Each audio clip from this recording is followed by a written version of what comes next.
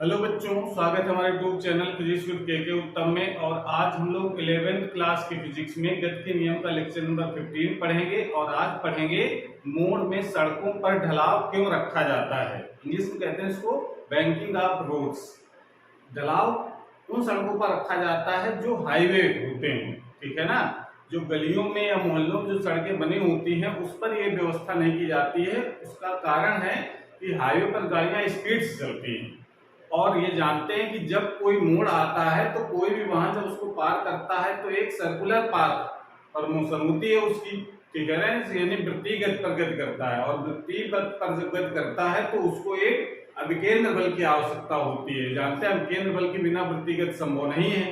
तो वो जो अभिकेंद्र बल है वो सड़क और जो मोटर गाड़ी जो वहां जो मोड़ को पार कर रही है उसके टायरों के बीच लगने वाले घर्षण बल से प्राप्त होता है, ठीक है ना।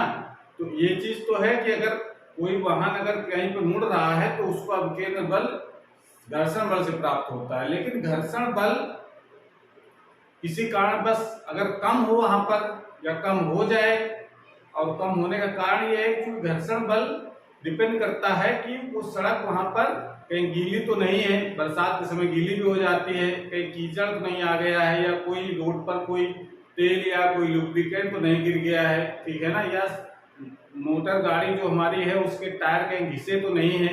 हो सकता है घर्षण बल वहां पर कम हो, और घर्षण बल अगर कम होगा तो फिर वृत्ति गति संभव नहीं है, ठीक है ना। क्योंकि अभिकेंद्र बल नहीं मिल पाएगा उसको, अभिकेंद्र बल नहीं मिलेगा तो वृत्तिगत संभव नहीं। वृत्तिगत अगर नहीं होगी तो वो वाहन मुड़ न पा करके वो एक सड़क के किनारे बने गड्ढों पर गिर जाएगा, ठीक है ना। तो इस कारण से मोड़ पर सड़कों पे ढलाव दे देते हैं। तो उसकी भाषा थोड़ी सी लंबी है, इसलिए हमने पहले इसको लिख रखा है ताकि अगर हम कैमरा ऑन करके लिखते हैं तो इसकी वीडियो बहुत लंबा हो जाता है। तो इस क्लास लिख सकते हैं, उसको कभी चित्र के माध्यम से आप लोग समझेंगे। तो क्या एग्जाम में लिखेंगे उसकी भाषा हम इस प्रकार से लिख सकते हैं उसकी, वरना अगर उसको समझ में अगर आ गया टॉपिक तो इसके नोट्स आप अपने मन से भी बना सकते हैं। अपने मन से बनाए गए नोट्स सबसे अच्छे नोट्स माने जाते हैं। तो इसकी इस पर लिख सकते हैं, किसी वाहन को किसी समतल सड़क के वृत्तीय मोड़ को पार करने के लिए अभिकेंद्र बल सड़क व वाहन के टायर के बीच घर्षण बल से प्राप्त होता है। परंतु घर्षण बल कोई विश्वसनीय बल नहीं है, मतलब इस पर बहुत ज्यादा भरोसा नहीं किया जा सकता है। क्यों? क्योंकि बरसात के दिनों में या टायर घिस जाने पर, बरसात के दिनों सड़क गीली हो तो घर्षण बल कम हो जाएगा, या टायर घिसे होंगे तो घर्षण बल कम लगेगा। सड़क पर कोई तेल या कोई लुब्रिकेंट गिर गया है या कीचड़ है सड़क पर, तो आदि होने पर घर्षण बल घट जाता है। और घर्षण बल घट जाने के कारण इस कारण अभिकेंद्र आवश्यक केंद्र बल घर्षण बल इस कारण आवश्यक अभिकेंद्र बल की घर्षण बल पर निर्भरता कम करने के लिए, यानी जब भाई घर्षण बल विश्वसनीय बल नहीं है तो इसका मतलब उससे ऐसा कुछ व्यवस्था की जाए कि अभिकेंद्र बल घर्षण बल से प्राप्त ना हो। भाई घर्षण जरूरी नहीं कि वहां पर हो तो अगर कम होगा, ठीक है ना, तो उस घर्षण बल पर डिपेंड ना करे अभिकेंद्र बल, उसके लिए व्यवस्था की जाती है कि सड़कों को मोड़ पर अंदर की ओर कुछ ढलाव दे देते हैं। ऐसा करने से जब कोई वाहन मोड़ को पार करता है तो वो स्वयं अंदर की ओर झुक जाता है और आवश्यक केंद्र बल उत्पन्न हो जाता है। यह केंद्र बल अभिलंब प्रतिक्रिया, जो सड़क में जो अभिलंब प्रतिक्रिया लग रही है सड़क के कारण वाहन पर, उस अभिलंब प्रतिक्रिया आर से प्राप्त होता है। मतलब ये जो अगर वहां मोड़ पर अगर ढलाव दिया गया है तो जो घर्षण बल है, जो अभिकेंद्र बल है, वो घर्षण बल से प्राप्त नहीं होता है। हो भी सकता है, जरूरी नहीं कि नहीं होता है, लेकिन उसकी निर्भरता कम होती है, यानी उस पर डिपेंड नहीं करता है। जरूरी नहीं घर्षण बल ना भी है तब भी ये मोड़ को पार कर जाएगा अगर ढलाव रखा गया है तो, क्योंकि ये आइडियल कंडीशन है। ऐसा पॉसिबल नहीं है कि घर्षण बल बिल्कुल शून्य हो जाए, ठीक है ना। घर्षण कुछ तो रहेगा ही, लेकिन उस पर ज्यादा निर्भर ना हो कि मान लो घर्षण बल कम है और फिर मोड़ को पार करना है, भाई हाईवे है, बहुत तेजी से गाड़ी चली आ रही है तो वेग बहुत ज्यादा, तो अभिकेंद्र बल भी बहुत ज्यादा लगेगा उस पर, अभिकेंद्र बल ज्यादा लगेगा तो घर्षण बल भी ज्यादा होना चाहिए। लेकिन किसी परिस्थितियों बस अगर घर्षण बल का मान कम है तो फिर अभिकेंद्र बल प्राप्त नहीं हो पाएगा, तो कोई दुर्घटना हो सकती है। उससे बचने के लिए कुछ ऐसी व्यवस्था की जाती है कि अभिकेंद्र बल घर्षण बल पर बहुत ज्यादा निर्भर ना हो। उसके लिए सड़क पर ढलाव दे देते हैं कि जैसे ही कोई वाहन मोड़ पर पहुंचे तो अपने आप वो केंद्र की तरफ झुक जाए और वो अभिकेंद्र बल उसको प्राप्त हो जाए, ठीक है ना। और वो अभिकेंद्र बल कहां से प्राप्त होता है? झुकी हुई सड़कों पर अभिलंब प्रतिक्रिया आर से प्राप्त होता है। तो अभी हम लोग चित्र के माध्यम से समझ जाएंगे, पूरी कहानी एकदम स्पष्ट हो जाएगी। तो अब जरा इतना तो होगा इसकी थ्योरी। उसके बाद आप जरा मान लेते हैं कि कोई वाहन है जो m द्रव्यमान का कोई वाहन क्षैतिज से थीटा कोण पर झुकी हुई आर त्रिज्या के वृत्तीय मोड़ को वेग से पार करता है। ये थोड़ी भाषा लिख लेते हैं हम लोग, ठीक है ना। अब इसको नोट कर लीजिए, उसके बाद फिर हम लोग समझते हैं चित्र बना करके कि किस प्रकार से सड़क में ढलाव रखा जाता है और वहां पर स्पीड कितनी होनी चाहिए, ठीक है। कितना ढलाव रखा जाएगा, किस स्पीड के लिए कितना ढलाव रखा जाएगा, ये हम लोग समझते हैं। इसको नोट कर लें।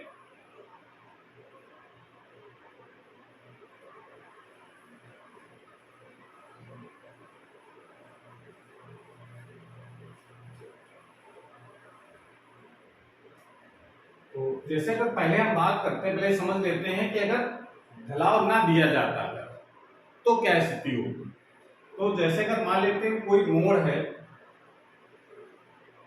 और यहां पर कोई वाहन मुड़ रहा है, ये मान लेते हैं कोई वाहन है,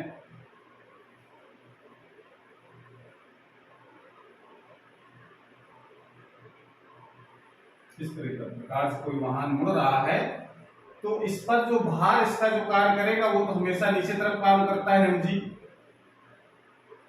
और इसका जो प्रतिक्रिया बल होगा, ठीक है ना, सड़क की जो प्रतिक्रिया बल है वो तो ऊर्ध्वाधर ऊपर तरफ काम करता है मोड़ पर हुए तो हमेशा।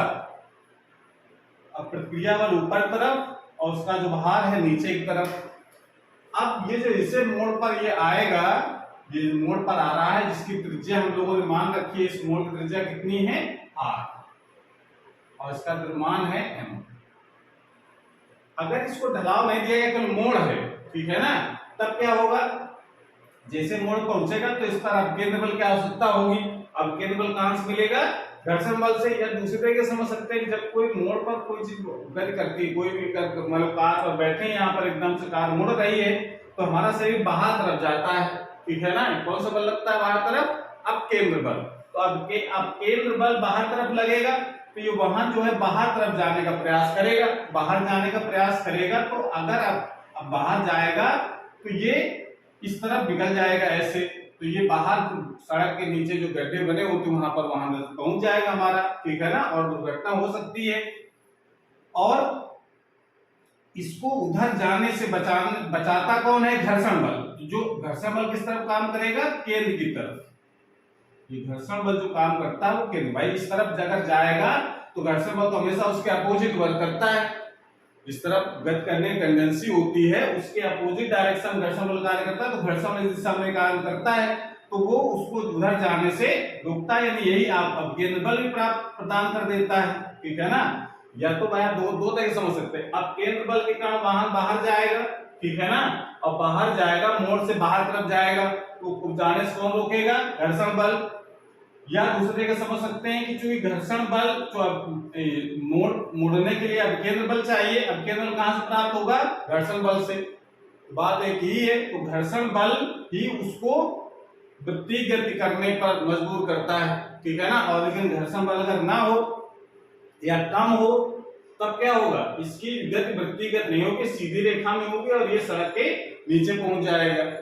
समझ रहे हैं? तो अब चूंकि घर्षण बल हमने कहा कि बहुत विश्वसनीय बल नहीं होता है, और घर्षण बल विश्वसनीय बल न होने के कारण ऐसा व्यवस्था करने के लिए सोचा वैज्ञानिकों ने, इंजीनियरों ने, कि ये घर्षण बल पर बहुत ज्यादा डिपेंड ना हो अभिकेंद्र बल। उसके लिए उन्होंने क्या किया कि जैसे मोड़ आए सड़क को थोड़ा केंद्र तक ढलाव दे दे। यानी इस तरीके से, जैसे मान लेते हैं ये प्लेन सड़क थी, इसको 3D फिगर बनता है लेकिन यहाँ 2D में हम लोग बनाएंगे।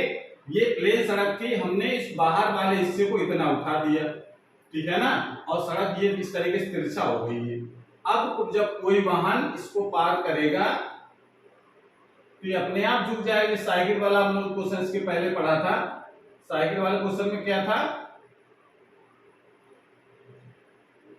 कि साइकिल सवार किसी मोड़ को पार करता है तो अपने शरीर को मोड़ की तरफ झुका लेता है साइकिल सहित। तो अब चूंकि वहां साइकिल को झुका लेता है, तो बड़े वाहन है, ठीक है ना, ट्रक है, ठीक है ना, कार है, कोई भी गाड़ी हो, तो उसको तो झुकाया जा सकता नहीं। तो उसके लिए यहाँ पर व्यवस्था की जाती है कि हम पहले ही सड़क को ऐसा बनाएंगे, जब बनाई जाती है सड़क तभी उसको ऐसी व्यवस्था की जाती है कि वो जैसे मोड़ पहुंचे तुरंत वो झुक जाए ऐसे। तो इसका जो प्रतिक्रिया बल है वो तो हमेशा तल के लंबाई के ऊपर तब काम करेगा ऐसे, प्रतिक्रिया बल तो हमेशा ऐसे काम करता है। और जो भार होता है वो तो ऊर्ध्वाधर नीचे तरफ काम करता है mg। और ये सड़क को मान लेते हैं थीटा कोण से झुका दिया हमने, ठीक है ना। तो अब जरा देखो इस जो अभिलंब प्रतिक्रिया R है इसको दो घटकों में विभाजित करेंगे। एक बिल्कुल एकदम ऊर्ध्वाधर ऊपर की तरफ, ये अगर एंगल थीटा है तो ये एंगल भी थीटा हो जाएगा, समझ गया ना। इसको ऐसे हम लोग दिखा सकते हैं, जैसे मान लेते हैं कोई त्रिभुज बना है ऐसे, देखो अगर कोई लंबवत रेखा यहाँ पर खींची है और ये एंगल अगर थीटा है, ठीक है ना, और ये ऊर्ध्वाधर नीचे तरफ लाइन है ऐसे, तो ये तो 90 डिग्री हो जाएगा। तो ये कितना होगा 90 माइनस थीटा, 90 माइनस थीटा होगा। तो इसके ये वाला जो एंगल है, ये वाली लाइन और ये लाइन तो बिल्कुल एकदम तिर्यक रेखाएं हैं, तो ये एंगल भी 90 माइनस थीटा हो जाएगा। और ये पूरा एंगल 90 है तो ये थीटा बचेगा, ठीक है ना।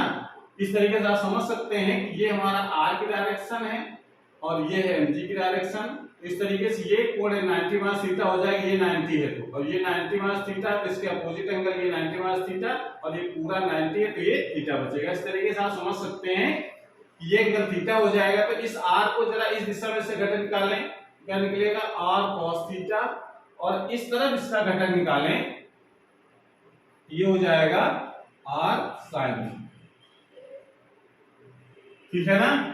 इस तरीके से ये वाहन जब भी किसी मोड़ को पार करता है तो उसकी स्थिति इस तरीके से होती है, इतने बल कार्य करते हैं। बस समझ में आ रहा है। तो अब जरा इसको समझे, कितना एंगल से इसको झुकाना है, उसकी वैल्यू कितनी होगी। इसको समझने के लिए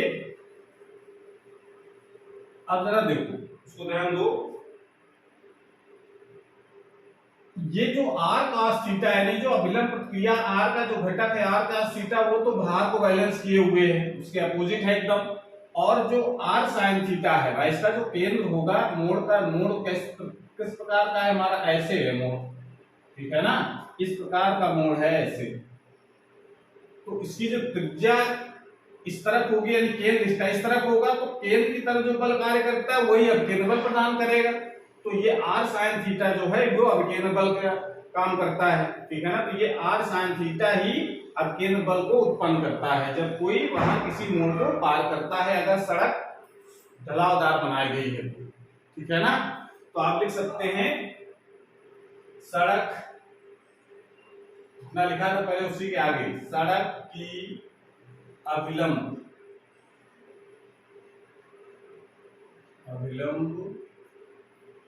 प्रतिक्रिया,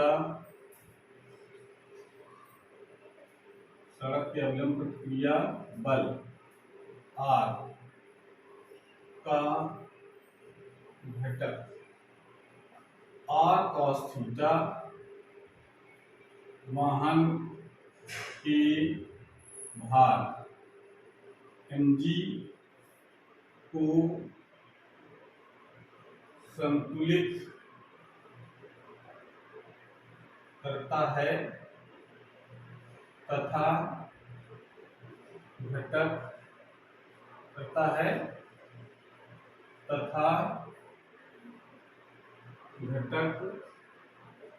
r sin थीटा वाहन को मुड़ने के लिए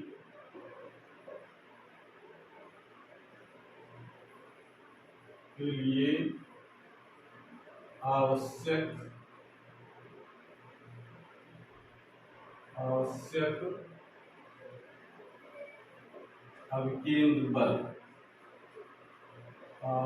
अवकेंद्र बल mv/r प्रदान करता ये बात इसमें लिख सकते हैं। और तो समीकरण क्या बन जाएंगे हमारे, r cos theta equal to लिख सकते हैं mg, ये तो इसका अपोजिट हो गया समीकरण नंबर 1, इसको डालेंगे। और r sin थीटा जो होगा वो हो जाएगा विकेंद्र बल के बराबर mv स्क्वायर अपान r के। ये क्वेश्चन नंबर हो जाएंगे सेकंड। ठीक है, अब हम लोग क्या करें, समीकरण 2 में समीकरण 1 का भाग दे दो, भाग दे दो, r sin theta upon r cos theta equal to mv square upon r into mg। ठीक है ना, m से m कैंसिल हो जाएगा, r से r कैंसिल हो जाएगा, तो आप यहां लिख सकते हैं, यहां पर आ जाइए उसके बाद। ठीक है, तो यहां बचेगा tan theta equal to v square upon rg, ये फार्मूला बन जाएगा। तो ये फार्मूला क्या बताता है कि किसी निश्चित वेग के लिए एंगल होगा, समझ रहे, ये नहीं कि मोड़ झुकाव दे दिया गया तो आप जितनी चाहो उतनी स्पीड से उसको गाड़ी को मोड़ करके पार कर जाए, ऐसा संभव नहीं। ठीक है ना, तो ये क्वेश्चन बता रहा है, एक तो ये क्वेश्चन बता रहा है कि इसमें मास नहीं आया, यानी द्रव्यमान नहीं है, तो वहां चाहे हल्का हो चाहे भारी हो। ठीक है ना, यानी मतलब कोई वजनदार गाड़ी है, ट्रक वगैरह है, चाहे हल्के वाहन हो, कार वगैरह है, उसके लिए थीटा तो सबके लिए वही काम करेगा। ठीक है ना, अब थीटा सबके लिए बराबर होगा, चूंकि हम आया नहीं इसमें। अब थीटा का मान डिपेंड करता है वेलोसिटी पर, तो अगर वेलोसिटी थीटा मान लो सड़क एक बार बन गई, तो वेग को आप सड़क के ऊपर चल रहे हैं तो वेग कम कर सकते हैं, ज्यादा कर सकते हैं, लेकिन सड़क एक बार जब ढल गई है तो थीटा तो फिक्स हो गया। थीटा जब फिक्स हो गया है तो वेग भी फिक्स करना पड़ेगा आपको, तभी उस मोड़ को पार कर पाएंगे। यानी जो मोड़ बनाए जाते हैं वो एक निश्चित वेग के लिए बनाए जाते हैं, ये नहीं कि आप जितना चाहो उतनी स्पीड से मोड़ोगे तो फिर वाहन फिर ये भागेगा उस तरफ, किनारे की तरफ। ठीक है ना, तो हालांकि अभी देखिए ये जो हमने देखा है कि जो घर्षण जो विकेंद्र बल जो प्राप्त हो रहा है वो किसके कारण प्राप्त हो रहा है, अभिलंब प्रतिक्रिया के कारण। लेकिन मान लो किसी काम में स्पीड और ज्यादा हो जाए तो फिर घर्षण बल जो शून्य नहीं है यार, ये तो हमने आइडियल कंडीशन के लिए बनाया है ये। ठीक है ना, आइडियल कंडीशन मतलब यहाँ घर्षण बल शून्य माना है, लेकिन वास्तव में ऐसा होता नहीं, घर्षण बल तो कभी शून्य होता नहीं। तो इसका मतलब जब ज्यादा स्पीड होगी तो जब बाहर तरफ वाहन फिसलेगा तो घर्षण बल भी वर्क करेगा, जो इसके साथ जुड़ जाएगा r sin थीटा के साथ में। ठीक है ना, और फिर उसको बैलेंस करेगा। समझ आ रहा है, तो इस कारण से आप कह सकते हैं कि जब भी किसी मोड़ को पार करें तो उसकी वेलोसिटी एक निश्चित है, तभी हाईवे पर लिखा रहता है मोड़ पर कि इसकी यहाँ पर मोड़ पर आपको स्पीड कितनी रखनी है, 40 किलोमीटर घंटा या 50 किलोमीटर घंटा, ऐसा लिखा रहता है कि आप उतनी स्पीड से पार करेंगे तो आपकी गाड़ी संतुलित अवस्था में मोड़ को पार कर जाएगी। ठीक है ना, इस प्रकार से इसको आप एक्सप्लेन कर सकते हैं कि सड़कों पर मोड़ जब आता है तो वहां पर ढलाव क्यों रखा जाता है। ठीक है ना, तो ढलाव रखने के कारण सिर्फ यही है कि अभिकेंद्र बल का जो मान है वो घर्षण बल पर बहुत ज्यादा डिपेंड ना करे। ठीक है ना, इस पर निर्भर करने लगता है जब ढलाव दे देते हैं अभिलंब प्रतिक्रिया r पर। ठीक है, इसको नोट कर लीजिए। और ये फार्मूला भी आपको याद रखना है, ये साइकिल वाले में ये फार्मूला आया था। ठीक है ना, दोनों के फार्मूला एक ही है, tan theta equal to v square upon, वहां थीटा था साइकिल का झुकाव, लेकिन यहाँ पर है सड़क का झुकाव। ठीक है, बाकी v तो वेग है, r है उस मोड़ की त्रिज्या है, g गुरुत्वीय त्वरण है। ओके, नोट कर लीजिए इसको। और आज की क्लास हमारे पर समाप्त होती है। अगर ये वीडियो अच्छा लगा हो तो उसको लाइक करें, अपने दोस्तों को शेयर करें, और चैनल अभी तक सब्सक्राइब नहीं किया तो चैनल को सब्सक्राइब करें, जिससे नए वीडियो अपलोड हो उसकी नोटिफिकेशन आपके पास सबसे पहले पहुंच जाए। पढ़ाई करते रहिए। Thank you.